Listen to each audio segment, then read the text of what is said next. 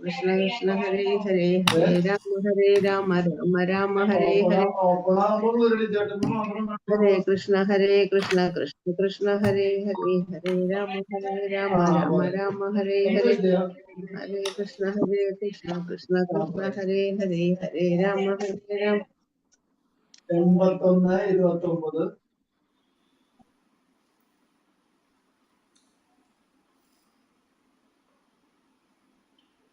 ഹരേ കൃഷ്ണ. ഹരേ കൃഷ്ണ മാതാജി. ഹരേ കൃഷ്ണ മാതാജി. പ്രണാമം. ഹരേ കൃഷ്ണ. എല്ലാവർക്കും പ്രണാമം. ഹരേ കൃഷ്ണ മാതാജി. പ്രണാമം. ഹരേ കൃഷ്ണ. ഹരേ കൃഷ്ണ. ഓം നമോ ഭഗവതേ വാസുദേവായ. ഓം നമോ ഭഗവതേ വാസുദേവായ.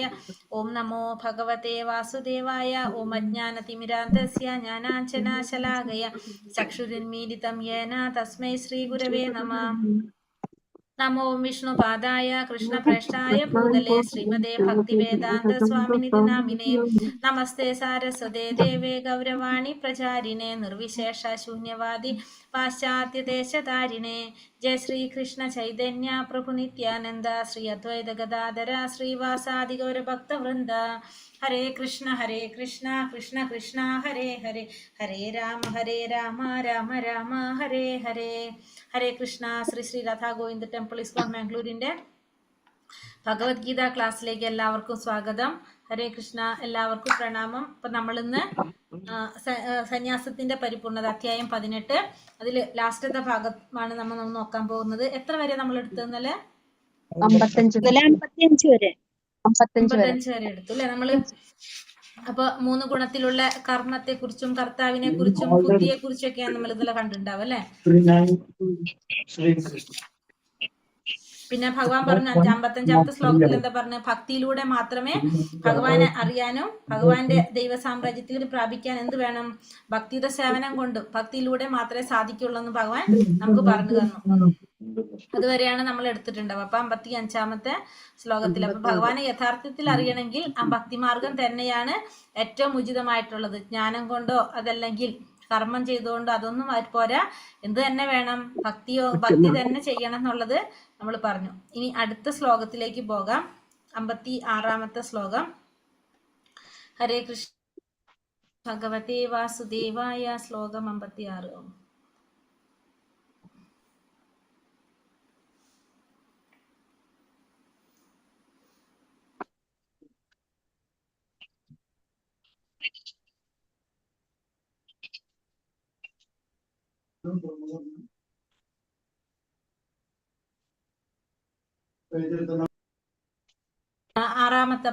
ആറാമത്തെ ഭാഗം.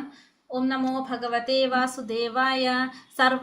സർവകർമ്മണ്യാപി സതാ കുർവാണോ മത്വ്യപാശ്രയഃ മത്പ്രസാദാദവാപ്നോതി ശാശ്വതം പദമവ്യയം. ഏതു തരം പ്രവർത്തികളിൽ ഏർപ്പെട്ടിരുന്നാലും എന്നെ മാത്രം ആശ്രയിക്കുന്ന എൻ്റെ വിശുദ്ധ ഭക്തൻ എൻ്റെ കാരുണ്യത്താലും സംരക്ഷണത്താലും അനശ്വരവും ശാശ്വതവുമായ എൻ്റെ ധാമം പ്രാപിക്കും. അപ്പൊ ഭഗവാൻ പറയുന്നത് എത്തരത്തിലുള്ള പ്രവർത്തനങ്ങൾ ഏതു തരത്തിലുള്ള ജോലി ചെയ്താലും ശരി എന്ത് വേണം? ഭഗവാനെ ആശ്രയിക്കുന്ന എന്നെ മാത്രം ആശ്രയിക്കുന്ന ഭഗവാന്റെ ഭക്തന് ഭഗവാന്റെ കാരുണ്യം കൊണ്ട് എന്ത് സാധിക്കും? ശാശ്വതമായ ഭഗവാന്റെ ധാമം പ്രാപിക്കാനായിട്ട് സാധിക്കും. അപ്പൊ നമ്മൾ എന്ത് ചെയ്യണം എന്നാ ഭഗവാൻ ഇവിടെ പറയണത്? എന്ത് തരത്തിലുള്ള ജോലി വേണമെങ്കിലും നമുക്ക് ചെയ്യാം. പക്ഷെ അത് എങ്ങനെയായിരിക്കണം? ഭഗവാനെ സ്മരിച്ചുകൊണ്ട് ഭഗവാനെ ആശ്രയിച്ചുകൊണ്ടായിരിക്കണം നമ്മൾ ചെയ്യുക. അപ്പൊ അങ്ങനെയാണെങ്കിൽ ഭഗവാന്റെ ധാമം പ്രാപിക്കാൻ നമുക്ക് സാധിക്കും. മത്വ്യപാശ്രയ എന്നതിന് പരമപുരുഷന്റെ സംരക്ഷണത്തിൽ എന്നർത്ഥം. ഭൗതികമായ കൽമഷങ്ങളിൽ നിന്ന് മോചനം ലഭിക്കാൻ വേണ്ടി വിശുദ്ധ ഭക്തൻ ഭഗവാന്റെയോ അവിടുത്തെ പ്രതിനിധിയായ ആധ്യാത്മിക ഗുരുവിന്റെയോ നിർദ്ദേശം അനുസരിച്ച് പ്രവർത്തിക്കുന്നു. അപ്പൊ നമുക്ക് ഭഗവാന്റെ ഭൗതികമായ കൽമഷങ്ങളിൽ നിന്ന് മോചനം ലഭിക്കാൻ വേണ്ടി നമ്മൾ എന്ത് ചെയ്യണം? ഒന്നുകിൽ ഭഗവാന്റെ അല്ലെങ്കിൽ ഭഗവാന്റെ പ്രതിനിധിയായിട്ടുള്ള ഗുരുവിന്റെ നിർദ്ദേശത്തോടെ നമ്മൾ പ്രവർത്തിക്കുക. അപ്പോഴാണ് നമുക്ക് എന്ത് കിട്ടുക? ഭൗതികമായിട്ടുള്ള എല്ലാ തരത്തിലുള്ള ക്ലേശങ്ങളിൽ നിന്നും മോചനം ലഭിക്കാനായിട്ട് സാധിക്കുന്നത്. ചേതസാ സർവകർമാണി മയി സന്യസ്യ മത്പരഃ ബുദ്ധിയോഗമുപാശ്രിത്യ മച്ചിത്ത സതതം ഭവ. സകല കർമ്മങ്ങളിലും എന്നെ ആശ്രയിക്കൂ, എന്നിട്ട് എൻ്റെ സംരക്ഷണത്തിൽ സദാ പ്രവർത്തിക്കുക.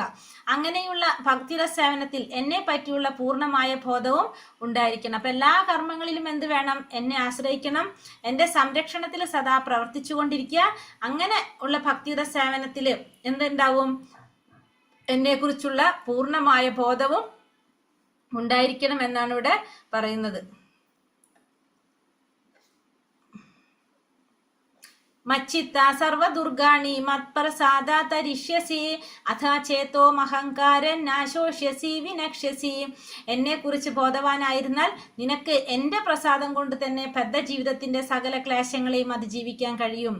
ആ ബോധത്തോടെ പ്രവർത്തിക്കാതെ മിഥ്യാഹങ്കാരം കൊണ്ട് എൻ്റെ അഭിമതം അനുസരിക്കാതെ പോയാലോ നാശമാണ് ഫലം. അപ്പൊ ഭഗവാനെ കുറിച്ച് ബോധവാനായിരുന്നു കഴിഞ്ഞാൽ ഭഗവാന്റെ പ്രസാദം കൊണ്ട് തന്നെ എന്ത് സാധിക്കും? ബദ്ധ ജീവിതത്തിലെ സകല ക്ലേശങ്ങളെയും അതിജീവിക്കാനായിട്ട് സാധിക്കും. അല്ലാതെ ഭഗവാനെ കുറിച്ചുള്ള ബോധമില്ലാതെ പ്രവർത്തിക്കുകയാണെങ്കിലോ, അങ്ങനെ ചെയ്യുകയാണെങ്കിൽ മിഥ്യാഹങ്കാരം കൊണ്ട് ഭഗവാനെ കുറിച്ചുള്ള ബോധത്തോടെ പ്രവർത്തിക്കാതെ പോയി കഴിഞ്ഞാല്, ഭഗവാനെ അനുസരിക്കാതിരുന്നാല് നാശമായിരിക്കും ഫലമെന്ന് ഭഗവാൻ ഇവിടെ പറയുന്നു. കൃഷ്ണാവബോധത്തോടെ പ്രവർത്തിക്കാത്തവർ ഭൗതികതയുടെ ചുഴിക്കുത്തിൽ സ്വയം നഷ്ടപ്പെട്ടു പോകുന്നു. സംസാര സമുദ്രത്തിൽ ജനന മരണങ്ങളിൽ പെട്ടുവലയുന്നു. ചെയ്യേണ്ടതും ചെയ്യരുതാത്തതും എന്തെന്ന് ബദ്ധ ജീവാത്മാവിന് അറിഞ്ഞുകൂടാ. കൃഷ്ണാവബോധം ഉദിച്ചവനാകട്ടെ പ്രവൃത്തി സ്വാതന്ത്ര്യം ലഭിക്കുന്നു. അയാൾ ചെയ്യുന്നതെന്തും ഹൃദയസ്ഥനായ കൃഷ്ണന്റെ പ്രേരണയനുസരിച്ചും ആധ്യാത്മിക ഗുരുവിന്റെ സ്ഥിരീകരണത്തോടു കൂടിയുമായിരിക്കും. അപ്പോൾ ഇവിടെ പറയുന്നത് നമ്മൾ എന്താ, കൃഷ്ണാവബോധത്തോടെ പ്രവർത്തിക്കാത്തവർക്ക് ഭൗതികതയുടെ ചുഴിക്കുത്തില് സ്വയം നഷ്ടപ്പെട്ടു പോവാണ്. സംസാര സമുദ്രത്തിൽ ജനന മരണങ്ങളിൽ പെട്ട് വലയുന്നു. ചെയ്യേണ്ടതും ചെയ്യരുതാത്തതും എന്തെന്ന് ബദ്ധ ജീവാത്മാവിന് അറിയാൻ സാധിക്കില്ല. കൃഷ്ണാവബോധം ഉദിക്കാത്തവരെ കുറിച്ചാണ് പറയുന്നത്. ഉദിച്ചവരാണെങ്കിലോ പ്രവൃത്തി സ്വാതന്ത്ര്യം ലഭിക്കുന്നു എന്ന് മാത്രമല്ല, അയാൾ ചെയ്യുന്നത് എന്തും എങ്ങനെയായിരിക്കും? ഭഗവാന്റെ പ്രേരണയ്ക്കനുസരിച്ചും പിന്നെ ഗുരുവിന്റെ സ്ഥിരീകരണത്തോടു കൂടിയുമായിരിക്കും അയാൾ ചെയ്യുന്നത്. അതായത് ഭഗവാന് വേണ്ടിയിട്ടായിരിക്കും ചെയ്യുന്നത് മുഴുവനും. പിന്നെ ആരുടെ നിയന്ത്രണത്തിലായിരിക്കും? ഗുരു പറയുന്നതനുസരിച്ച് ഗുരുവിന്റെ മേൽനോട്ടത്തിലായിരിക്കാം എല്ലാം ചെയ്യുന്നത്. യഥഹങ്കാരമാശ്രിത്യ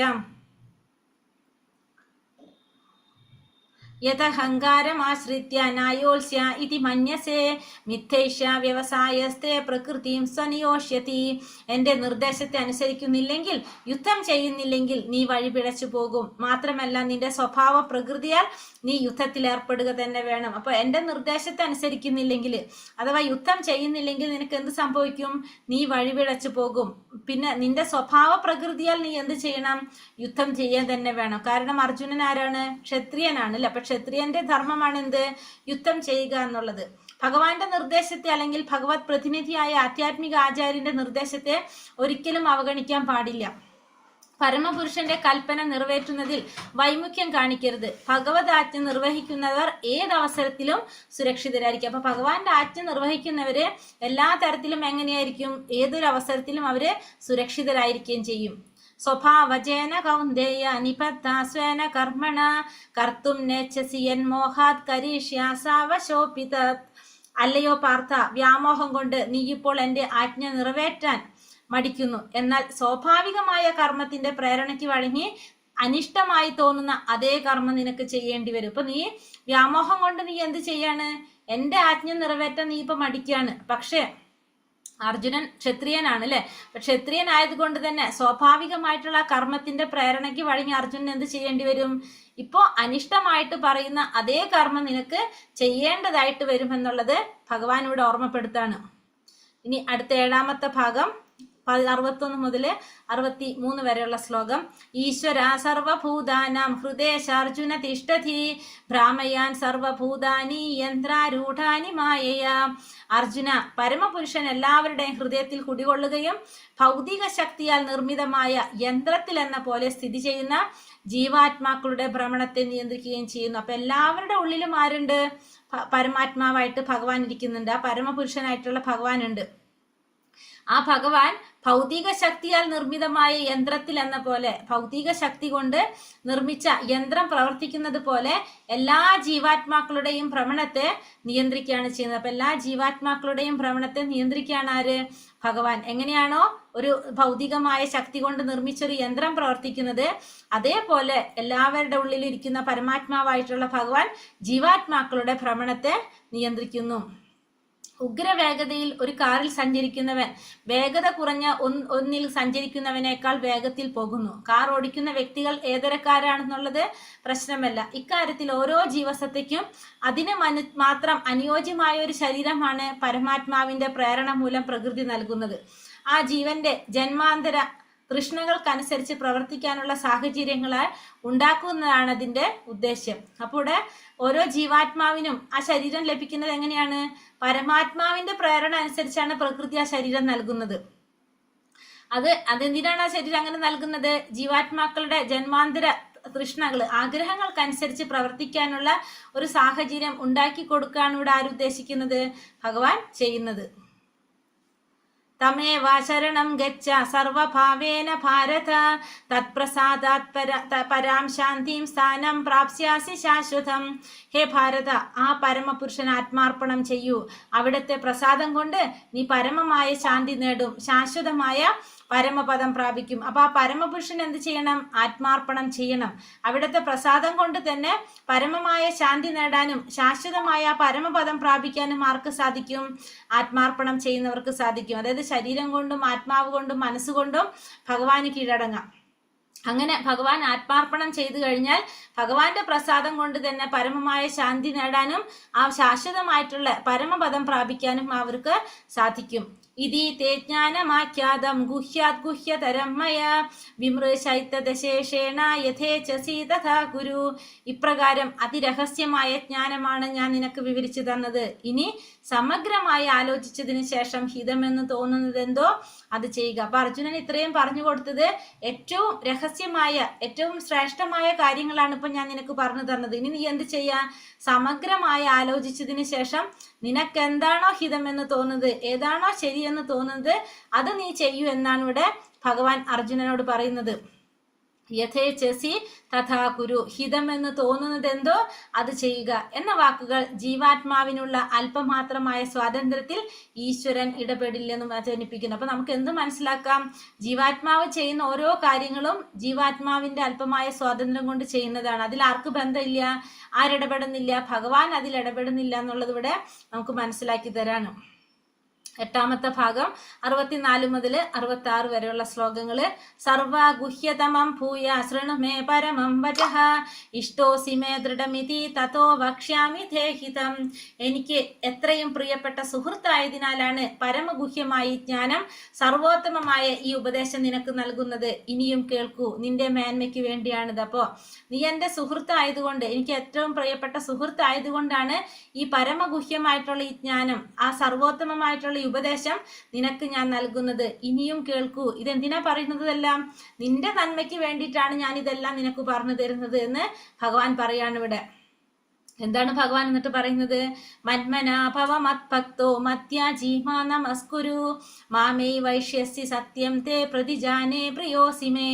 എപ്പോഴും എന്നെ ഓർക്കുക, എന്റെ ഭക്തനാവുക, എന്നെ ആരാധിക്കുകയും പ്രണമിക്കുകയും ചെയ്യുക. ഇങ്ങനെ ചെയ്തു പോന്നാൽ നിശ്ചയമായും നിനക്ക് എന്നെ പ്രാപിക്കാം. ഞാൻ തീർത്തു പറയുന്നു, എന്തെന്നാൽ എനിക്ക് പ്രിയപ്പെട്ടവനാണ് നീ. അപ്പൊ എന്താ ഭഗവാൻ പറയണത്? എപ്പോഴും എന്നെ ഓർക്കണം, എന്റെ ഭക്തനാവണം, എന്നെ ആരാധിക്കണം, എന്നെ പ്രണമിക്കണം. അങ്ങനെ ചെയ്തു കഴിഞ്ഞാല് നിശ്ചയമായിട്ടും നിനക്ക് എന്നെ പ്രാപിക്കാനായിട്ട് സാധിക്കും. കാരണം ഞാൻ തീർത്തു പറയാണ്. കാരണം എന്താണ്? എനിക്ക് പ്രിയപ്പെട്ടവനായി തീരും നീ. അപ്പൊ എപ്പോഴും ഭഗവാൻ ഓർക്കുക, ഭഗവാന്റെ ഭക്തനാവുക, ഭഗവാനെ ആരാധിക്കുകയും പ്രണമിക്കുകയും ചെയ്യുക. അങ്ങനെ ചെയ്തു പോന്നു കഴിഞ്ഞാൽ നിശ്ചയമായിട്ടും ഭഗവാനെ പ്രാപിക്കാൻ സാധിക്കും. ഞാൻ തീർത്തു പറയുന്നു, കാരണം എന്തെന്നാൽ എനിക്ക് പ്രിയപ്പെട്ടവനാണ് നീ എന്ന് ഭഗവാൻ ഇവിടെ പറയാണ്. തികച്ചും കൃഷ്ണന്റെ ശുദ്ധഭക്തനാവുകയും എപ്പോഴും ഭഗവാനെ സ്മരിക്കുകയും ഭഗവാന് വേണ്ടി പ്രവർത്തിക്കുകയും വേണം എന്നതാണ് അതീവ രഹസ്യമായ ജ്ഞാനം. ഔദ്യോഗികമായി ഒരു ധ്യാനിയാകേണ്ടതില്ല. കൃഷ്ണനെ കുറിച്ച് നിരന്തരം സ്മരിക്കാൻ അവസരം കിട്ടുന്ന വിധത്തിൽ നമ്മൾ എന്ത് ചെയ്യണം? നമ്മുടെ ജീവിതത്തെ ചിട്ടപ്പെടുത്തിയെടുക്കുക. അപ്പൊ എപ്പോഴും ഭഗവാന്റെ ശുദ്ധഭക്തനാവുക, ഭഗവാനെ കുറിച്ച് എപ്പോഴും സ്മരിച്ചു കൊണ്ടിരിക്കുന്നു, ഭഗവാന് വേണ്ടി പ്രവർത്തിച്ചു കൊണ്ടിരിക്കുക. ഇതാണ് ഏറ്റവും രഹസ്യമായ ജ്ഞാനം എന്ന് പറയുന്നത്. കാരണം ഭഗവാനെ കുറിച്ച് ചിന്തിക്കാത്ത അല്ലെങ്കിൽ ഭഗവാനെ കുറിച്ച് സ്മരിക്കാത്ത ഒരവസരം അല്ലെങ്കിൽ ഒരു സമയം പോലും എന്തുണ്ടാവാൻ പാടില്ല, നമ്മുടെ ജീവിതത്തിൽ ഉണ്ടാവാൻ പാടില്ല. അതിനനുസരിച്ചായിരിക്കണം നമ്മളെ ജീവിതത്തെ നമ്മൾ ചിട്ടപ്പെടുത്തിയെടുക്കേണ്ടത്. അപ്പോൾ ഒരു ധ്യാനിയല്ല ആകേണ്ടത്, നമ്മൾ ആരാണ് ആകേണ്ടത്? ഒരു ഭക്തനാണ് ആകേണ്ടത് എന്നിവിടെ ഭഗവാൻ പറയാണ് നമ്മളടുത്ത്. സർവധർമാൻ പരിത്യജ മാമേകം ശരണം വ്രജ അഹം ത്വാം സർവപാപേഭ്യോ മോക്ഷയിഷ്യാമി മാം ശുചഃ. സർവധർമ്മങ്ങളെയും ത്യജിച്ച് എന്നിൽ ശരണം തേടുക, ഞാൻ നിന്നെ സകല പാപപ്രതികരണങ്ങളിൽ നിന്ന് മോചിപ്പിക്കാം, ഭയപ്പെടേണ്ട. അപ്പൊ എന്താ ചെയ്യേണ്ടത്? സർവധർമ്മങ്ങളും എല്ലാ ധർമ്മങ്ങളും ത്യജിച്ച് എന്നിൽ ശരണം തേടുക. അപ്പൊ എന്താണ്? എല്ലാ തരത്തിലുള്ള പാപപ്രതികരണങ്ങളിൽ നിന്നും ഞാൻ നിന്നെ മോചിപ്പിക്കാം, ഭയപ്പെടേണ്ട എന്നാണ് ഭഗവാൻ പറയുന്നത്. അപ്പൊ സർവധർമ്മങ്ങളും ത്യജിച്ച് എന്നിൽ ശരണം തേടാനാണ് ഭഗവാൻ പറയുന്നത്. അങ്ങനെയാണെങ്കിൽ സകല പാപി പ്രതികരണങ്ങളിൽ നിന്നും ഭഗവാൻ മോചിപ്പിക്കുമെന്നും ഭഗവാൻ പറയുന്നു. ഇപ്പൊ പൂർണ്ണ ബോധത്തോടെ കൃഷ്ണനെ ചെയ്യപ്പെടുന്ന സേവനം തന്നെ ജ്ഞാനത്തിന്റെ അതികോപ്യമായ അംശം. ഇതാണ് ഭഗവത്ഗീതയുടെ കാതൽ. അപ്പൊ ഭഗവത്ഗീതയിൽ പറയുന്ന മെയിൻ ആയിട്ടുള്ള ഒരു പോയിന്റ് എന്താണ്? പൂർണ്ണ ബോധത്തോടെ ഭഗവാന് ചെയ്യപ്പെടുന്ന സേവനം. അതാണ് ജ്ഞാനത്തിലൂടെ നമ്മൾ മനസ്സിലാക്കുന്ന ഏറ്റവും രഹസ്യമായ കാര്യം എന്ന് പറയുന്നത്. എന്താണ്? പൂർണ്ണ ബോധത്തോടെ ഭഗവാന് ചെയ്യപ്പെടുന്ന സേവനം. ഇത് തന്നെയാണ് ഭഗവത്ഗീതയുടെ കാതലായിട്ട് പറയുന്നത്. മാൻ ശുചഃ എന്ന പദം ഇവിടെ ശ്രദ്ധേയമാണ്. ഭയപ്പെടേണ്ട, ശങ്കിക്കേണ്ട, വിഷാദിക്കേണ്ട എന്നെല്ലാം ഇവിടെ ധ്വനിപ്പിക്കുന്ന വാക്കുകൾ. അതായത് എല്ലാ ധർമാനുഷ്ഠാനങ്ങളെയും ത്യജിച്ച് സ്വയം കൃഷ്ണന് സമർപ്പിക്കുന്നത് എങ്ങനെയാണ് എന്ന് വ്യാകുലപ്പെടുന്നവരുണ്ടാകും. വെറുതെയാണ് ആ മനസ്താപം. അപ്പൊ അങ്ങനെ ഒരു മനസ്താപത്തിന്റെ ആവശ്യം തന്നെ ഇല്ല നമുക്ക്. എല്ലാ തരത്തിലുള്ള ഈ ധർമാനുഷ്ഠാനങ്ങളെല്ലാം ത്യജിച്ച് സ്വയം കൃഷ്ണന് സമർപ്പിക്കുന്നത് എങ്ങനെയാണെന്ന് വ്യാകുലപ്പെടുന്നവരുണ്ട്. അത് വെറുതെയാണെന്നാ പറയുന്നത്. നമ്മൾ എന്താ ചെയ്യേണ്ടത്? അപ്പൊ ഭഗവാന് സമർപ്പിക്കുക എല്ലാം. സർവധർമാൻ പരിത്യജ മാമേകം ശരണം വ്രജ എന്നാണ് ഭഗവാൻ ഇവിടെ പറയുന്നത്. അടുത്ത 9ാമത്തെ ഭാഗം ഭഗവത്ഗീത പഠനം 67 മുതൽ 71 വരെയുള്ള ശ്ലോകങ്ങള്. ഇദം തേനാ തപസ്കായ നാ ഭക്തായ താചന നാചാചു ശുശ്രവേ വാച്യം നച മാം യോപ്യസൂയതി. തപസ്സോ ഭക്തിയോ ഇല്ലാത്തവർക്കും ഭക്തി സേവന കർമ്മത്തിൽ ഏർപ്പെടാത്തവർക്കും എന്നോട് അസൂയുള്ളവർക്കും രഹസ്യമായി ജ്ഞാനം ഉപദേശിക്കരുത്. പിന്നെ ഭഗവാൻ പറയുന്നത് ആർക്കൊന്നും ഇത് ഉപദേശിക്കാൻ പാടില്ല? ഭക്തി ഇല്ലാത്തവർക്ക്, തപസ്സില്ലാത്തവർക്ക്, ഭക്തി സേവന കർമ്മത്തിൽ ഏർപ്പെടാത്തവർക്ക്, ഭഗവാനോട് അസൂയുള്ളവർക്ക്, ഭഗവാനിന് വിശ്വാസം ഇല്ലാത്തവർക്കൊന്നും നമ്മൾ എന്ത് ചെയ്യാൻ പാടില്ല? ഈ ജ്ഞാനം ഭഗവത്ഗീത ഉപദേശിക്കാനായിട്ട് പാടില്ല. അവിശ്വാസികൾക്ക് ഭഗവത്ഗീതയെ കുറിച്ചോ ഭഗവാനെ കുറിച്ചോ അറിവുണ്ടാവുക സാധ്യമല്ല. ആധികാരികതയുള്ള ഒരു ഉത്തമ ഭക്തനിൽ നിന്ന് കൃഷ്ണന്റെ യാഥാർത്ഥ്യം അറിയുന്നതിന് മുമ്പ് ആരും ഭഗവത്ഗീതയെ വ്യാഖ്യാനിക്കാൻ ശ്രമിക്കരുത്. അപ്പോൾ വിശ്വാസം ഇല്ലാത്തവർക്ക് എന്തുണ്ടാവില്ല? ഭഗവാനെ കുറിച്ചോ ഭഗവത്ഗീതയെ കുറിച്ചോ അറിവുണ്ടാവില്ല. പിന്നെ വേറൊരു കാര്യം പറയുന്നത്, ഭഗവത്ഗീത നമ്മൾ ആധികാരികതയുള്ള ഒരു ഭക്തനിൽ നിന്നായിരിക്കണം എന്ത് മനസ്സിലാക്കേണ്ടത്? ഭഗവത്ഗീത മനസ്സിലാക്കേണ്ടത്, ഭഗവാന്റെ യാഥാർത്ഥ്യം അറിയാനായിട്ട് ശ്രമിക്കേണ്ടത്. അല്ലാതെ ഭഗവത്ഗീത ആരും എന്ത് ചെയ്യരുത്? വ്യാഖ്യാനിക്കാനായിട്ട്, സ്വന്തമായിട്ട് നമ്മളതിനെ വ്യാഖ്യാനിക്കാനായിട്ട് ശ്രമിക്കരുത്. യാ ഇദം പരമം ഗുഹ്യം മദ്ഭക്തേഷോഭിധാസ്യതി ഭക്തിമയി പരാം കൃത്വ മാമൈ വൈഷ്യത്യ സംശയ. പരമരഹസ്യമായ ഈ ജ്ഞാനത്തെ എൻ്റെ ഭക്തന്മാർക്ക് ഉപദേശിക്കുന്നവന് ശുദ്ധ ഭക്തിയുടെ സേവനം സുനിശ്ചിതമാണ്. അവസാനം അയാൾ എന്നിലേക്ക് തിരിച്ചെത്തുകയും ചെയ്യും. അപ്പൊ ആരാണോ ഈ പരമരഹസ്യമായ ജ്ഞാനം അതെന്റെ ഭക്തന്മാർക്ക് ഉപദേശിച്ചു കൊടുക്കുന്നത്, അവർക്ക് ശുദ്ധ ഭക്തിയുടെ സേവനം സുനിശ്ചിതമാണെന്ന് മാത്രമല്ല, അവർക്ക് അവസാനം എന്ത് സാധിക്കും? എന്നിലേക്ക് തിരിച്ചെത്താനും സാധിക്കും. അപ്പൊ ഭഗവാനിലേക്ക്, അതായത് ഭഗവാന്റെ ധാമത്തിലേക്ക് തിരിച്ചു പോകാനായിട്ട് സാധിക്കുമെന്ന് ഭഗവാൻ പറയുന്നു. അവിശ്വാസികൾക്ക് ഭഗവത്ഗീതയെ കുറിച്ചോ ഭഗവാനെ കുറിച്ചോ അറിവുണ്ടാവുക സാധ്യമല്ല. ഇവിടെ പറയുന്നത് ആധികാരികതയുള്ള ഒരു ഉത്തമ ഭക്തനിൽ നിന്ന് കൃഷ്ണന്റെ യാഥാർത്ഥ്യം അറിയുന്നതിന് മുമ്പ് ആരും ഭഗവത്ഗീതയെ വ്യാഖ്യാനിക്കാൻ ശ്രമിക്കരുത്. നേരത്തെ പറഞ്ഞത് തന്നെയാണത്. നച തസ്മാൻ മനുഷ്യേഷു കശ്ചിൻ മേ പ്രിയ കൃത്തമഃ ഭവിതാനാച മേ തസ്മാത് അന്യ പ്രിയതരോ ഭുവി. അങ്ങനെയുള്ള ഒരു ഭൃത്യനേക്കാൾ എനിക്ക് പ്രിയങ്കരനായിട്ട് ഈ ലോകത്തിൽ മറ്റൊരാളില്ല, ഇനി ഒരിക്കലും ഉണ്ടാവുകയില്ല. അപ്പോൾ ഭഗവാനെ കുറിച്ചുള്ള ഈ രഹസ്യം മറ്റുള്ളവരിലേക്ക് പകർന്നു കൊടുക്കുന്നവരാണ്, അങ്ങനെയുള്ള ഭൃത്യനാണ് ആര്? ഭഗവാൻ ഏറ്റവും പ്രിയപ്പെട്ടവൻ. അങ്ങനെ ഭഗവാന് പ്രിയങ്കരനായിട്ട് ഈ ലോകത്തിൽ വേറെ ഒരാളും ഇല്ല ഇങ്ങനെ ചെയ്യുന്നവരെക്കാൾ, ഇനി ഒരിക്കലും ഉണ്ടാകാനും പോകുന്നില്ല. അപ്പോൾ ഭഗവാനെ പ്രചരിപ്പിക്കുക, ഭഗവാന്റെ നാമം പ്രചരിപ്പിക്കുക, ഭഗവാന്റെ ഉപദേശങ്ങൾ എല്ലാവർക്കും എത്തിച്ചു കൊടുക്കുക. അങ്ങനെയുള്ളവരാണ് ഭഗവാൻ ഏറ്റവും പ്രിയപ്പെട്ടവരെന്ന് ഭഗവാൻ ഇവിടെ എടുത്തു പറയാണ്.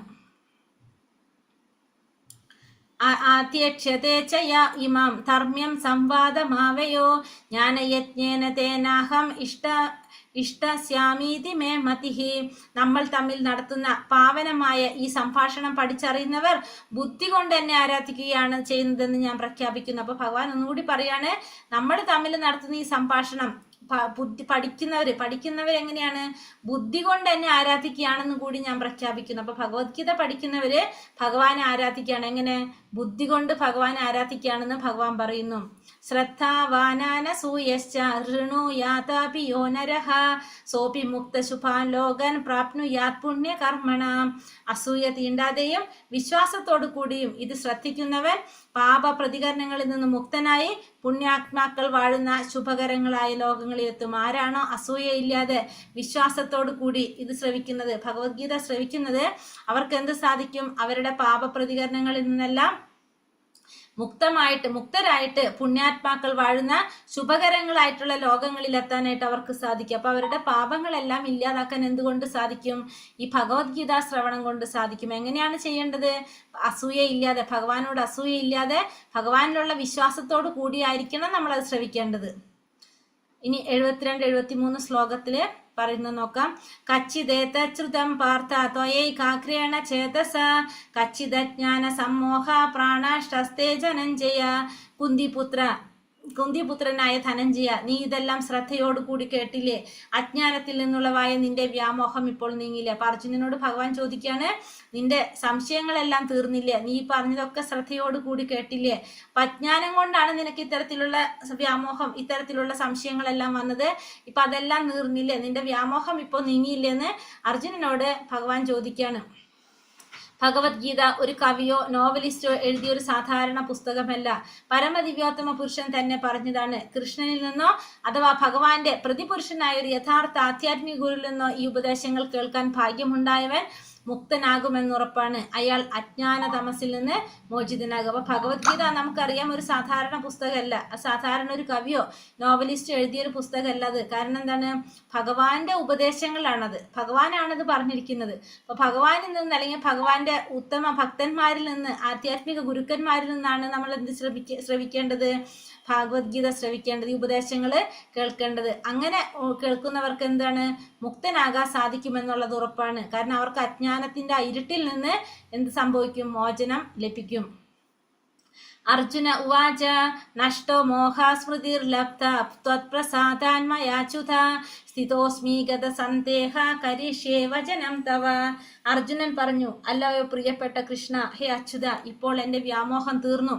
അങ്ങയുടെ കരുണ കൊണ്ട് എൻ്റെ ബുദ്ധി തിരിച്ചു കിട്ടി. ഞാൻ ഇപ്പോൾ ദൃഢനാണ്, സംശയരഹിതനാണ്. അങ്ങയുടെ ആജ്ഞയനുസരിച്ച് പ്രവർത്തിക്കാൻ ഞാൻ തയ്യാറാണ് എന്നുള്ളത് അർജുനൻ ഭഗവാനെ അറിയിക്കുകയാണ്. ഈ ശ്ലോകത്തിലെ മോഹം എന്ന പദം ശ്രദ്ധേയമാണ്. ജ്ഞാനത്തിന് വിരുദ്ധമാണെന്ത്? മോഹം. എല്ലാ ജീവാത്മാക്കളും എന്നേക്കും ഭഗവാന്റെ ദാസന്മാരാണെന്ന ബോധം തന്നെ യഥാർത്ഥ ജ്ഞാനം. എന്നാൽ ഈ നില മറന്ന് താൻ ആരുടെയും ദാസനല്ലെന്നും ഭൗതിക ലോകത്തിന്റെ ഉടമയാണെന്നും ജീവാത്മാവ് വിശ്വസിക്കുകയാണെങ്കിൽ അതെന്താണ്? അത് മോഹം. ഭഗവാന്റെയും ഒരു ഉത്തമ ഭക്തന്റെയോ കരുണയുണ്ടായാൽ ഈ മോഹം ഒഴിയുകയും ചെയ്യും. അപ്പൊ അതാണ് മോഹം. അത് ഒഴിയാൻ എന്ത് വേണം? ഒന്നുകിൽ ഭഗവാന്റെ അല്ലെങ്കിൽ ഭഗവാന്റെ ഭക്തന്മാരുടെ കാരുണ്യം കൊണ്ട് അതില്ലാതാകുന്നു. ഇനി അടുത്ത ഭാഗം സഞ്ജയന്റെ പ്രവചനം. സഞ്ജയ ഉവാച ഇത്യഹം വസുദേവസ്യ പാർത്ഥസ്യ മഹാത്മനഃ സംവാദമിമമശ്രേഷ അത്ഭുതം രോമഹർഷണം. സഞ്ജയൻ പറഞ്ഞു, ഇപ്രകാരം മഹാത്മാക്കളായ കൃഷ്ണാർജുനന്മാർ തമ്മിൽ നടന്ന ഈ സംഭാഷണം ഞാൻ കേട്ടു. അത്ഭുതകരമായ ഈ സന്ദേശം എന്നെ കോൾമയർ കൊള്ളിക്കുന്നു. അപ്പോൾ പറഞ്ഞത്, ഇപ്രകാരം മഹാത്മാക്കളായിട്ടുള്ള അർജുനനും ഭഗവാനും തമ്മിൽ നടത്തിയ ഈ സംഭാഷണം ഞാൻ കേട്ടു. അത്ഭുതകരമായിട്ടുള്ള സന്ദേശം എന്നെ കോൾമയർ കൊള്ളിക്കുന്നു എന്നാണ് ഇവിടെ ആര് പറയുന്നത്? സഞ്ജയൻ പറയുന്നത്. വ്യാസപ്രസാദച്യുതവാൻ തദ്ഗുഹ്യമഹം പരം യോഗം യോഗേശ്വരാത് കൃഷ്ണ സാക്ഷാത് കഥയഥാ സ്വയം. യോഗേശ്വരനായ കൃഷ്ണൻ തന്നെ അർജുനന് പരമരഹസ്യമായി യോഗം ഉപദേശിച്ചത് വ്യാസദേവന്റെ അനുഗ്രഹത്താൽ എനിക്ക് നേരിട്ട് കേൾക്കാൻ ഇടവന്നു. അപ്പോൾ ഗുരുവിന്റെ കാരുണ്യം കൊണ്ടാണ് ഇവിടെ ഭഗവാൻ അർജുനൻ ഉപദേശിച്ച ആ ഭഗവത്ഗീത കേൾക്കാൻ ആർക്ക് സാധിച്ചത്? സഞ്ജയന് സാധിച്ചതെന്ന് സഞ്ജയൻ പറയാണ്. കാരണം സഞ്ജയന്റെ ആധ്യാത്മിക ഗുരുവാണ് ആര്? വ്യാസദേവൻ. ഭഗവാനെ തനിക്ക് അറിയാൻ സാധിച്ചത് ആ വ്യാസപ്രസാദം കൊണ്ടാണെന്ന് സഞ്ജയനോട് സമ്മതിക്കാണ്. കൃഷ്ണനെ കുറിച്ച് ജ്ഞാനം നേടേണ്ടത് നേരിട്ടല്ല, ഗുരുവിലൂടെയാണെന്ന് ഇതിൽ നിന്ന് മനസ്സിലാക്കുക. അപ്പൊ നമുക്ക് ഭഗവാനെ കുറിച്ച് അറിയേണ്ടത് എങ്ങനെയാണ്? ഒരു ഗുരുവിലൂടെയാണ് നമുക്ക് അറിയാനായിട്ട് സാധിക്കുന്നത്. അപ്പോൾ ഇവിടെ സഞ്ജയന് ആ ഗുരുവിന്റെ കാരുണ്യം കൊണ്ടാണ് എന്ത് സാധിക്കുന്നത്? ഭഗവാനെ നേരിട്ട് കാണാനും അറിയാനും ഒക്കെ സാധിക്കുന്നത് ഗുരുവിന്റെ പ്രസാദം കൊണ്ടാണ്. അപ്പൊ നമുക്ക് എന്ത് മനസ്സിലാക്കാം? ഭഗവാൻ അറിയണമെങ്കിൽ നമുക്ക് ആരുടെ കാരുണ്യം വേണം? ഗുരുവിന്റെ കാരുണ്യം വേണം. രാജൻ സംസ്മൃത്യ സംവാദമിമം അത്ഭുതം കേശവാർജുനയോത്പുണ്യം ഹൃഷ്യാമി ച മുഹുർമുഹു. കൃഷ്ണാർജുനന്മാരുടെ അത്ഭുതകരമായി പുണ്യസംവാദം വീണ്ടും വീണ്ടും ഓർത്തോർത്ത് ഞാൻ അനുനിമിഷം ആനന്ദപുളകിതനാകുന്നു രാജാവേ. അപ്പോൾ ഇവിടെ കൃഷ്ണനും അർജുനനും തമ്മിൽ നടത്തിയ അത്ഭുതകരമായിട്ടുള്ള ഈ സംവാദം അത് വീണ്ടും വീണ്ടും ഓർത്തോർത്ത് എന്താ സംഭവിക്കുന്നത്? അനുനിമിഷം ഞാൻ ആനന്ദപുളകിതനാകുന്നു എന്നാണ് ഇവിടെ ആര് പറയുന്നത്? സഞ്ജയൻ ധൃതരാഷ്ട്രോട് പറയുന്നത്. കൃഷ്ണ ഭഗവാനിൽ നിന്ന് ഗീതോപദേശം സിദ്ധിച്ചവന് പൂർണ്ണമായ കൃഷ്ണാവബോധം ഉദിക്കും. തൽഫലമായി അയാൾക്ക് ജ്ഞാനം വർദ്ധിച്ചു വരും. നൈമിഷികമായിട്ടുള്ളതല്ല, അത് നിരന്തരമായി തന്നെ ജീവിതത്തിൽ ആനന്ദം അനുഭവിക്കാൻ ചെയ്യും. അപ്പൊ ഭഗവാനിൽ നിന്ന് ഗീതോപദേശം സിദ്ധിച്ചു കഴിഞ്ഞാൽ കൃഷ്ണാവബോധം ഉണ്ടാകുന്നു മാത്രമല്ല അയാൾക്ക് ജ്ഞാനം വർദ്ധിച്ചു വരികയും ചെയ്യും. അത് നൈമിഷികമായിട്ടല്ല, അത് കുറച്ച് സമയത്തേക്കല്ല അത് ഉണ്ടാകുന്നത്. അതെന്താണ്? നിരന്തരമായിട്ട് ജീവിതത്തിൽ അതിന്റെ ആനന്ദം അനുഭവിക്കാനായിട്ട് സാധിക്കും. അല്ലാതെ കുറച്ച് സമയത്തേക്കല്ല നമുക്കത് കിട്ടുന്നത്. നിരന്തരമായി തന്നെ ജീവിതത്തിൽ ആനന്ദം അനുഭവിക്കാൻ ഭഗവത്ഗീത ഉപദേശം കൊണ്ട് സാധിക്കുന്നു. തച്ച സംസ്മൃത്യ രൂപമത്യത്ഭുതം ഹരേ വിസ്മയോ മേ മഹാൻ രാജൻ ഹൃഷ്യാമി ച പുനഃ. അല്ലയോ രാജാവേ, കൃഷ്ണന്റെ അത്ഭുതാവഹമായ രൂപം ഓർക്കും തോറും എനിക്ക് വിസ്മയം വർദ്ധിക്കുന്നു, വീണ്ടും വീണ്ടും സന്തോഷമുണ്ടാകുന്നു. ഇവിടെ പറയുന്നത് രാജാവിനോട് പറയാണ്, ധൃതരാഷ്ട്രോട് പറയാണ്, അത്ഭുതാവഹമായിട്ടുള്ള ഭഗവാന്റെ ആ രൂപത്തെ കുറിച്ച് ഓർക്കും തോറും എനിക്ക് വിസ്മയം വർദ്ധിക്കുകയാണ്, വീണ്ടും വീണ്ടും സന്തോഷം ഉണ്ടാകുകയാണ്. അപ്പൊ ഭഗവാന്റെ രൂപം, അതായത് ഗുരുവിന്റെ കാരുണ്യം കൊണ്ട് വ്യാസദേവന്റെ അനുഗ്രഹത്താല് സഞ്ജയന് എന്ത് സാധിച്ചു? ഭഗവാന്റെ ഏത് രൂപമൊക്കെ കാണാൻ സാധിച്ചു? വിരാട് രൂപം, വിശ്വരൂപം കാണാൻ സാധിച്ചു, നാരായണ രൂപം കാണാൻ സാധിച്ചു, ശ്രീകൃഷ്ണ രൂപം കാണാൻ സാധിച്ചു, കാലരൂപം കാണാൻ സാധിച്ചു. ഇതൊക്കെ സാധിച്ചു. അപ്പൊ ഇതൊക്കെ ഇപ്പൊ ആലോചിക്കും തോറും വിസ്മയം വർദ്ധിക്കുകയാണ്, വീണ്ടും വീണ്ടും സന്തോഷം ഉണ്ടാകുന്നതായിട്ടാണ് ആര് പറയുന്നത്?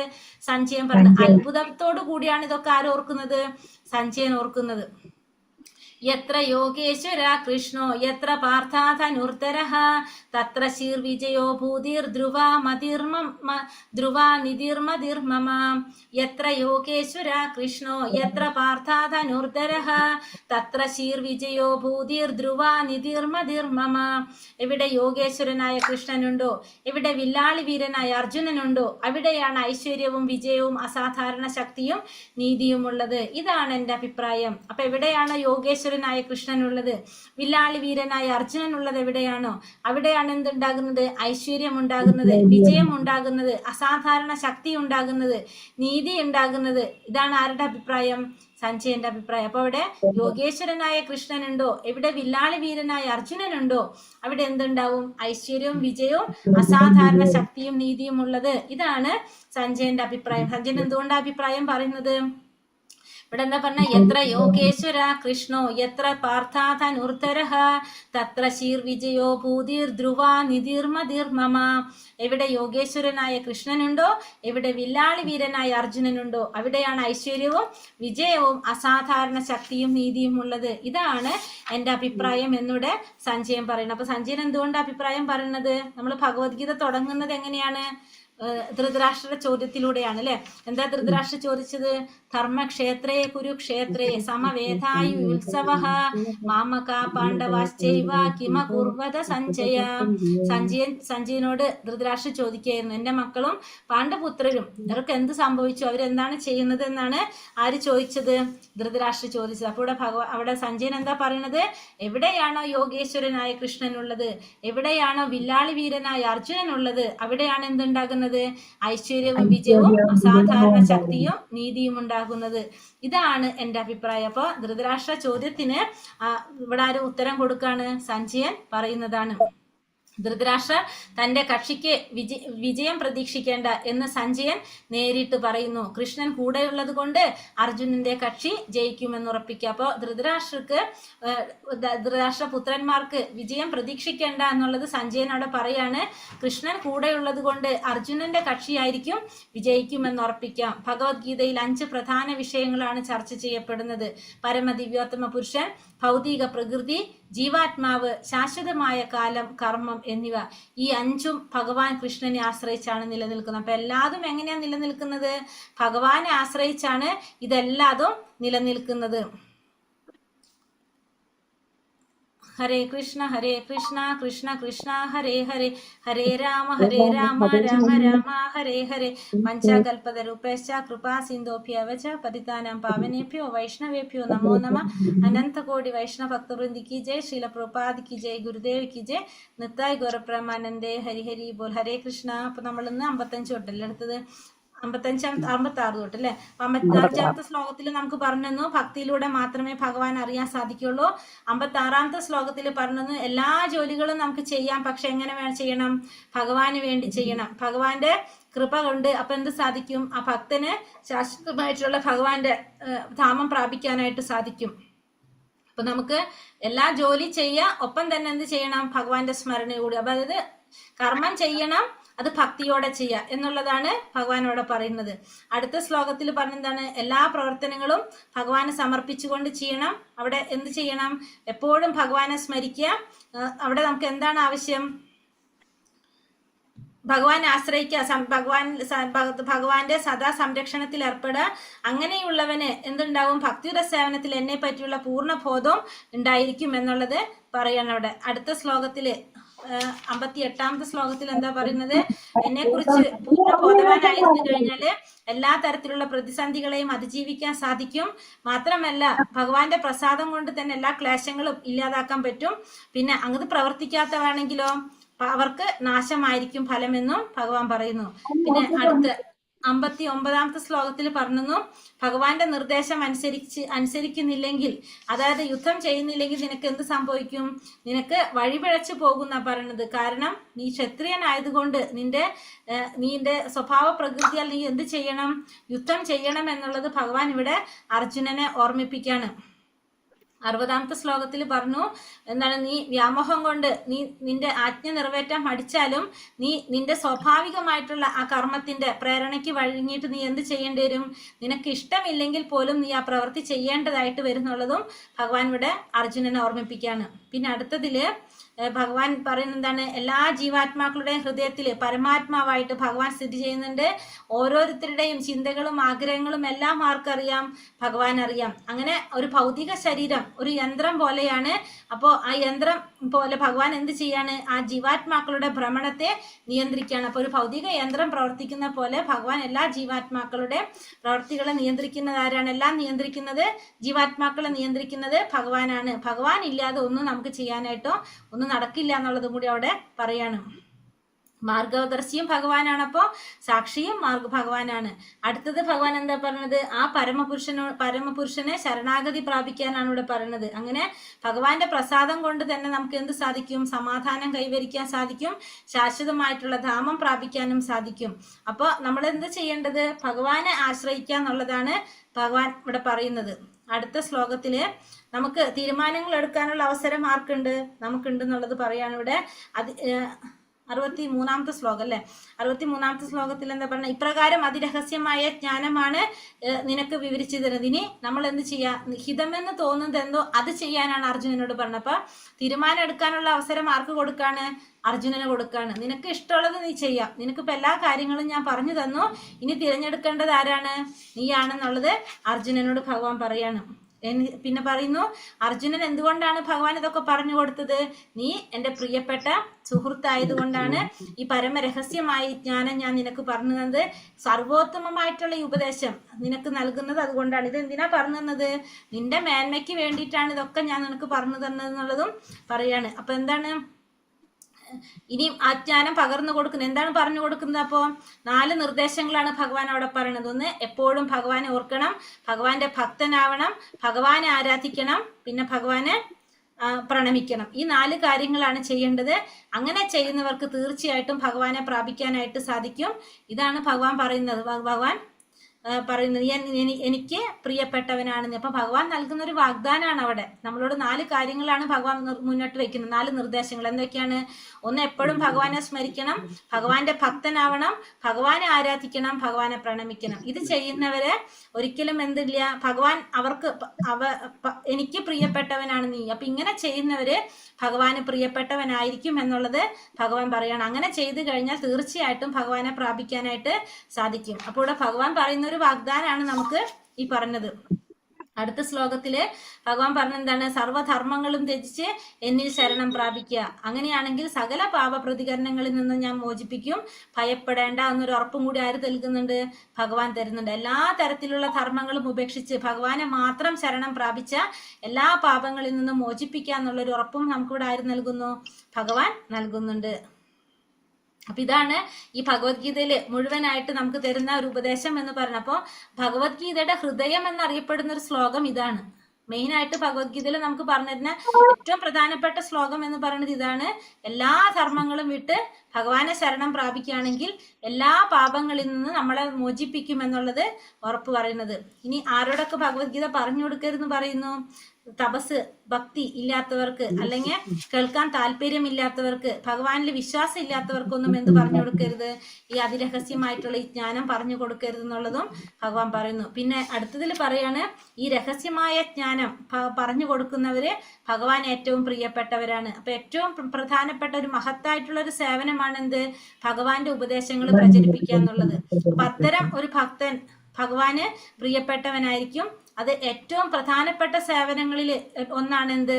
ഭഗവത്ഗീത, ഭഗവാന്റെ ഉപദേശങ്ങള് പ്രചരിപ്പിക്കുക, ഭഗവത്ഗീത പ്രചാരണം ചെയ്യുക, ഭഗവത്ഗീത വിതരണം ചെയ്യുക എന്ന് പറയുന്നത് ഏറ്റവും പ്രധാനപ്പെട്ട ഒരു ഉപദേശമായിട്ടാണ് അവിടെ പറയുന്നത്. പിന്നെ അങ്ങനെയുള്ള ഒരു ഭൃത്യനേക്കാൾ എനിക്ക് പ്രിയങ്കരനായിട്ട് ഈ ലോകത്തിൽ വേറെ ആരും തന്നെ ഇല്ല എന്നുള്ളതും കൂടി ഭഗവാൻ അടുത്ത ശ്ലോകത്തിൽ പറഞ്ഞു തരാണ്. ഇനി ഗീത പഠിക്കുന്നവരെങ്ങനെയാണ് പറയുന്നത്? അവര് ബുദ്ധി കൊണ്ട് ഭഗവാനെ ആരാധിക്കുന്നവരാണെന്നും കൂടി ഭഗവാൻ പറയണം. അപ്പൊ ഇത് ഭഗവത്ഗീത വായിക്കുകയും പഠിക്കുകയും ചെയ്യുന്നവര് ഭഗവാനെ ബുദ്ധി കൊണ്ട് ആരാധിക്കുകയാണ് ചെയ്യുന്നത്. അപ്പൊ ഇത് വെറുതെ നമ്മൾ അറിവിന് വേണ്ടിയിട്ടല്ല ഇത് പഠിക്കുന്നത്. എന്തിനു വേണ്ടിയാണ്? നമ്മളെ ജീവിതത്തിൽ പ്രായോഗികമാക്കാൻ വേണ്ടിയിട്ടാണ് നമ്മൾ പഠിക്കുന്നത്. ഇത് പഠിക്കുമ്പോൾ സ്വാഭാവികമായിട്ട് നമുക്ക് ആത്മീയമായിട്ട് വളരാനാണ് നമുക്കിത് സാധിക്കുന്നത്. നമ്മളിപ്പോ 1-ാമത്തെ അധ്യായത്തിൽ പഠിച്ചിരിക്കുന്ന ഒരു മാനസികാവസ്ഥയിലല്ല നമ്മളിപ്പോ 18-ാമത്തെ അധ്യായത്തിൽ നിൽക്കുന്നത് അല്ലെ. നമ്മളിൽ തന്നെ നമ്മൾ പോലും അറിയാതെ കുറെ മാറ്റങ്ങൾ നമുക്ക് സംഭവിച്ചിട്ടുണ്ടാവും. അപ്പോൾ ഇത് പഠിക്കുന്നത് നമ്മൾ എന്ത് ചെയ്യാൻ? ആത്മീയമായിട്ട് വളരാൻ വേണ്ടിയിട്ടാണ്. മാത്രമല്ല നമുക്ക് എന്തും കൂടി സാധിക്കാണ്, ഇത് ജീവിതത്തില് പ്രായോഗികമാക്കാനും നമുക്ക് സാധിക്കണം. ഇനി അടുത്ത ശ്ലോകത്തില് 71-ാമത്തെ എങ്ങനെയാ പറഞ്ഞത്? ഭഗവാൻ അസൂയ തീണ്ടാതെ വിശ്വാസത്തോടു കൂടിയും ഇത് ശ്രദ്ധിക്കുന്നവർ പാപപ്രതികരണങ്ങളിൽ നിന്നെല്ലാം മുക്തനായിട്ട് പുണ്യാത്മാക്കൾ വാഴുന്ന ശുദ്ധങ്ങളായിട്ടുള്ള ലോകങ്ങളിൽ എത്തും എന്നുള്ളത് പറഞ്ഞു. അപ്പൊ ഇത് കേൾക്കുന്നതിലൂടെ അവർക്ക് എന്ത് സാധിക്കും? ഭക്തി വളർത്താനായിട്ട് സാധിക്കുമെന്നും ഭഗവാൻ ഇവിടെ പറയുന്നു. അടുത്തതിൽ പറയുന്നത് അർജുനനോട് ചോദിക്കുകയാണ്, നീ ഇതെല്ലാം ശ്രദ്ധയോടുകൂടി കേട്ടില്ലേ? അപ്പൊ അജ്ഞാനം സംശയമൊക്കെ നിന്റെ മാറിയില്ലേ എന്നുള്ളതോടെ അർജുനൻ ഭഗവാനോട് സോറി, ഭഗവാൻ അർജുനനോട് ചോദിക്കുകയാണ്. അപ്പോൾ ഇവിടെ ആരാണ് അർജുനൻ എന്ന് പറഞ്ഞത്? ഭഗവാന്റെ ശിഷ്യനാണ്. അപ്പൊ ആ ശിഷ്യനോട് ഗുരു ചോദിക്കുകയാണ്. കാരണം എല്ലാ കാര്യങ്ങളും പറഞ്ഞു കൊടുത്തു. അപ്പോൾ ആ ശിഷ്യന് പുരോഗതി ഉണ്ടോ എന്ന് നമ്മൾ അന്വേഷിക്കില്ലേ? അതേപോലെ ഗുരു ചോദിക്കുകയാണ്, നിന്റെ സംശയമെല്ലാം ഇപ്പൊ മാറിയില്ലേ? നിന്റെ അജ്ഞാനവും സംശയവും എല്ലാം മാറിയോ എന്നുള്ളത് ഭഗവാൻ അർജുനനോട് ചോദിക്കുകയാണ്. അപ്പൊ അർജുനൻ എന്താ പറയുന്നത്? എന്റെ വ്യാമോഹം മാറി, എന്റെ എന്താ സ്മൃതി, എന്റെ എല്ലാ വ്യാമോഹം തീർന്നു, അതുപോലെ തന്നെ എൻ്റെ ബുദ്ധി തിരിച്ചു കിട്ടി, ഞാനിപ്പോ ദൃഢനാണ്, സംശയരഹിതനാണ് എന്നുള്ളത് ഇവിടെ ആര് പറയാണ്? അർജുനൻ ഭഗവാനോട് പറഞ്ഞു കൊടുക്കാണ്. ഇനി അടുത്ത ശ്ലോകത്തിൽ സഞ്ജയൻ പറയാണ്. എന്താ സഞ്ജയൻ പറയുന്നത്? ഇപ്രകാരം മഹാത്മാക്കളായിട്ടുള്ള കൃഷ്ണനും അർജുനനും തമ്മിൽ നടത്തിയ സംഭാഷണം ഞാൻ കേട്ടു. ഇത് എന്നെ ആനന്ദം കൊണ്ട്, അത്ഭുതകരമായിട്ടുള്ള സംഭാഷണമാണ്. അത് രോമാഞ്ചം ജനിപ്പിക്കുന്നതായിട്ടാണ് ഇവിടെ ആര് പറയുന്നത്? സഞ്ജയൻ പറയുന്നത്. കാരണം ഇത് സാധാരണ ഒരു സംഭാഷണമല്ല. ഈ പറഞ്ഞത് മുഴുവൻ എന്താണ്? ഭഗവാൻ അർജുനന് കൊടുത്ത ഉപദേശങ്ങളാണ്. അപ്പൊ അതുകൊണ്ട് അത് അത്രയും ശ്രേഷ്ഠമായിട്ടുള്ള, അത്ഭുതകരമായിട്ടുള്ള സന്ദേശം എന്നാണ് ഇവിടെ ആര് പറയുന്നത്? സഞ്ജയൻ പറയുന്നത്. അപ്പൊ അത് വ്യാസദേവന്റെ കൃപ കൊണ്ടാണ് സഞ്ജയന് ഇത് കേൾക്കാനായിട്ട് സാധിച്ചതെന്നുള്ളതും സഞ്ജയൻ അവിടെ എടുത്തു പറയുന്നുണ്ട്. അതുകൊണ്ട് യുദ്ധഭൂമിയിൽ നടന്ന ഈ സംഭാഷണം കേൾക്കാൻ കഴിഞ്ഞത് തന്റെ ഗുരുവായിട്ടുള്ള വ്യാസദേവന്റെ അനുഗ്രഹം കൊണ്ടാണ്. അതായത് ഗുരുവിന്റെ കൃപയില്ലാതെ നമുക്ക് ആത്മീയമായിട്ടുള്ള കാര്യങ്ങൾ ഗ്രഹിക്കാൻ പ്രയാസമാണ് എന്നും ആ ഗുരുപരമ്പരയുടെ പ്രാധാന്യമാണ് നമുക്ക് അവിടെ ആ ശ്ലോകത്തിൽ മനസ്സിലാക്കി തരുന്നത്. അടുത്ത ശ്ലോകത്തിൽ എന്താ പറഞ്ഞത്? ഇങ്ങനെ ഭഗവാനും അർജുനനും തമ്മിൽ നടത്തിയ ഈ സംഭാഷണം, പുണ്യ സംവാദം ഓർക്കും തോറും ആനന്ദപുളകുന്നതാവുന്നതായിട്ടാണ് ഇവിടെ ആര് പറയുന്നത്? സഞ്ജയൻ പറഞ്ഞത്. കാരണം അത് അതിന്റെ പ്രാധാന്യം പറയാണ്. കാരണം അർജുനനും കൃഷ്ണനും തമ്മിൽ നടത്തിയ സംഭാഷണം അത് വീണ്ടും വീണ്ടും ഓർക്കുമ്പോൾ സന്തോഷമുണ്ടാകുന്നു, ആനന്ദപുളകിതനാകുന്നു. അതായത് ആ ശ്രവണത്തെ കുറിച്ചും നമ്മൾ പറയുന്നില്ലേ, നവവിധ ഭക്തിയിലെ ശ്രവണം, ആ ശ്രവണത്തിന്റെ പ്രാധാന്യം ഇവിടെ ആര് മനസ്സിലാക്കി തരാണ് നമുക്ക് സഞ്ജയൻ പറയുന്നത്. കാരണം സഞ്ജയനും എന്ത് സാധിക്കാണ്? ആത്മീയ ആനന്ദം അനുഭവിച്ചു എന്നുള്ളത് നമുക്ക് അവിടെ മനസ്സിലാക്കാണ് ഇരുന്നിട്ട്. അപ്പൊ എത്ര തവണ കേട്ടാലും നമുക്കത് ആനന്ദം അനുഭവിച്ചുകൊണ്ടേയിരിക്കുകയാണ് ഭഗവാനെ കുറിച്ച് ഭഗവാൻ പറയുന്ന കാര്യങ്ങൾ കേൾക്കുമ്പോൾ. ഇനി അടുത്തത് പറയുന്നത്, അല്ലയോ രാജാവേ, കൃഷ്ണന്റെ അത്ഭുതകരമായിട്ടുള്ള ഈ രൂപം ഓർക്കും തോറും എനിക്ക് വിസ്മയം വർദ്ധിക്കുന്നു. അപ്പൊ ഭഗവാന്റെ ആ വിശ്വരൂപം ഓർത്തപ്പോ സഞ്ജയൻ അത് വിസ്മയം വർദ്ധിച്ചതായിട്ടും ഭഗവാന്റെ മഹത്വം അളക്കാനാകാത്തതാണെന്നും ഇതെല്ലാം ആർക്കും മനസ്സിലാക്കാണ്?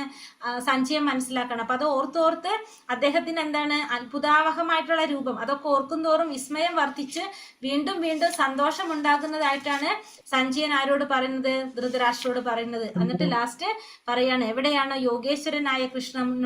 എവിടെയാണ് വില്ലാളി വീരനായ അർജുനനുള്ളത്? അവിടെയാണ് വിജയവും അസാധാരണ ശക്തിയും നീതിയും എല്ലാം ഉണ്ടാവും. അപ്പൊ ഇതെല്ലാം ഉണ്ടാകുന്നത് യോഗേശ്വരനായ കൃഷ്ണൻ എവിടെയുണ്ടോ, ഭക്തനായിട്ടുള്ള അർജുനൻ എവിടെയുണ്ടോ, അവിടെ എന്തായാലും ഉണ്ടാകുന്നത് ഉറപ്പായിട്ടും വിജയം ഉണ്ടാവും, ഐശ്വര്യം ഉണ്ടാവും, ധർമ്മവും സമൃദ്ധിയും നീതിയും ഭഗവാന്റെ അനുഗ്രഹവും എല്ലാം എവിടെ ഉണ്ടാവുക? ഇവിടെ ഭഗവാനും അർജുനനും ഉള്ളിടത്ത്, ശക്തിയും ബുദ്ധിയും ഉള്ളിടത്ത്. ഇതാണ് ആര് പറയുന്നത്? ഇവിടെ സഞ്ജയന്റെ അന്തിമമായിട്ടുള്ള അഭിപ്രായമായിട്ട് പറയുന്നത്. കാരണം ഫസ്റ്റത്തെ ശ്ലോകം തുടങ്ങുന്നത് അല്ലെ, ധൃതരാഷ്ട്ര ചോദിക്കുകയാണ്, എന്റെ മക്കളും പാണ്ഡുപുത്രർക്കും എന്ത് സംഭവിച്ചു എന്നുള്ള ഉത്തരം ഇവിടെ പറയാണ്. ഭഗവാൻ ഉള്ള കക്ഷിക്കാണ് എന്തുള്ളത്? വിജയം ഉണ്ടാവുക, അല്ലാതെ ഇവർക്കെല്ലാം എന്നുള്ളത് സഞ്ജയൻ അവിടെ പറഞ്ഞു കൊടുക്കുകയാണ്. ഹരേ കൃഷ്ണ, ഹരേ കൃഷ്ണ.